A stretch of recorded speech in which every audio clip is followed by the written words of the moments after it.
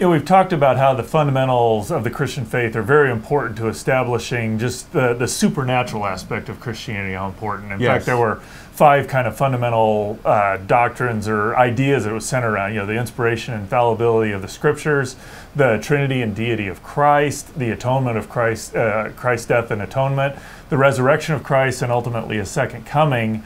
But it seems like often the fundamentals are also associated with young earth creationism. Was that there at the beginning, or did that come later? Actually, it was not at all a factor in the original writing of the fundamentals. As we mentioned, the fundamentals were 90 essays, 4 or 5 of which directly addressed science-related issues.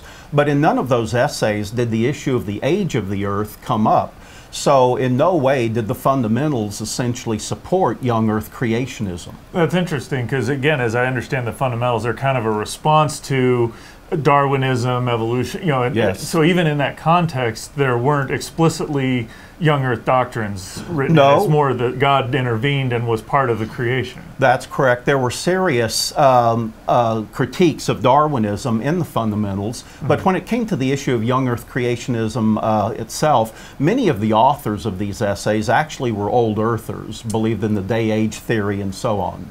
So instead of young earth creationism actually being a part of the fundamentals of the Christian faith, that's actually kind of a later add-on. It's a 6th tenet that was an add-on that really is not part of the dispassionate discourse or defense of the supernatural character of God and his interaction in creation. So young earth creationism is not part of the fundamentals of the Christian faith.